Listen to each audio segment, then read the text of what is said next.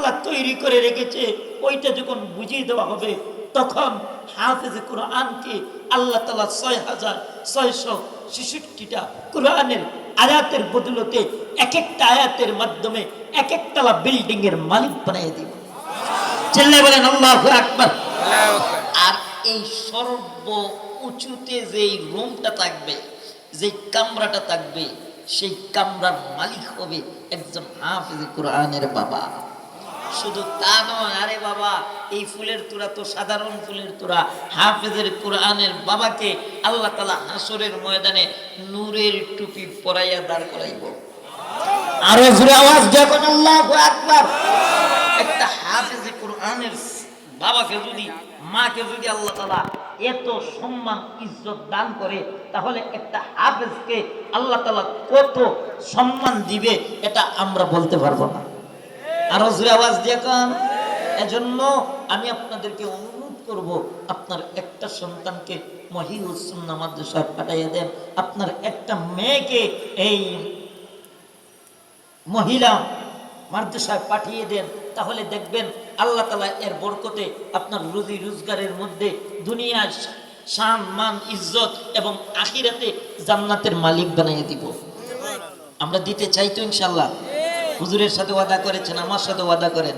কারা কারা একটা সন্তানকে, একটা মেয়েকে আলেম বানাতে চান, আলেমা বানাতে চান? আল্লাহ তুমি কবুল করো। সকলে বলেন আমিন। আরো জোরে আওয়াজ দেখো না আমিন। আমার ভাইয়েরা, আমার বন্ধুরা আসুন। আমি দেখতে পাচ্ছি আজকে প্রথম বার্ষিক ওয়াজ মাহফিল। এই মাহফিল করতে যাইয়া খলিলুর রহমান ভাইয়ের অনেক টাকা পয়সা খরচ হয়েছে। কথা বলেন ঠিক কিনা?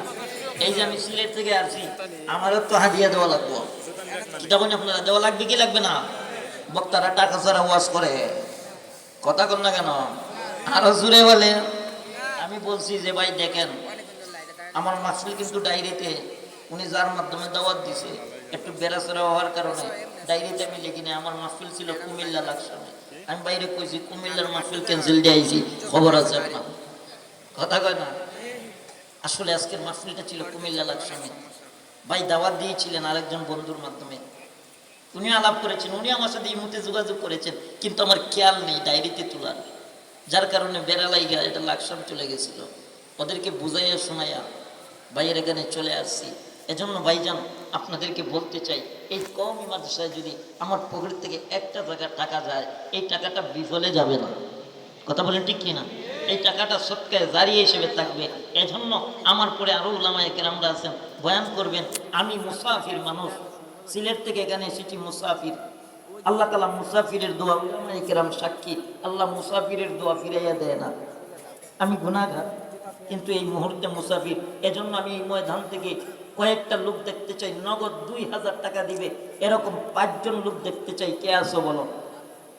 প্রথমে একজন লোক বলো এই ময়দানে নগদ 2000 টাকা দিবে, আসো আমার সাথে একটু মুসাফা করে যাও। আল্লাহ তুমি কবুল করো। সকলে বলেন আমিন। নগদ 2000। এই যে পিছন থেকে হাত তোলা দিয়েছে আমার ভাই, আসেন ভাই, একটু আসেন। আসতে না পারলে এই ছাত্র ভাই যাও, ওনার নাম নিয়ে আসো, টাকাটা নিয়ে আসো। কে আছেন এখান থেকে বলেন? আরেক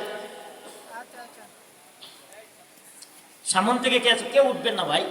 নবীজির বাগানে আমরা বসছি, কত সুন্দর লাগতেছে। কথা বলো ঠিক কিনা? চতুর্দিক থেকে আমাদেরকে ভিডিও করা হচ্ছে। নগদ 2000 টাকা দিবেন। কে আছেন বলেন? কে আছেন এখান থেকে বলেন? এদিক থেকে বলেন, এদিক থেকে বলেন।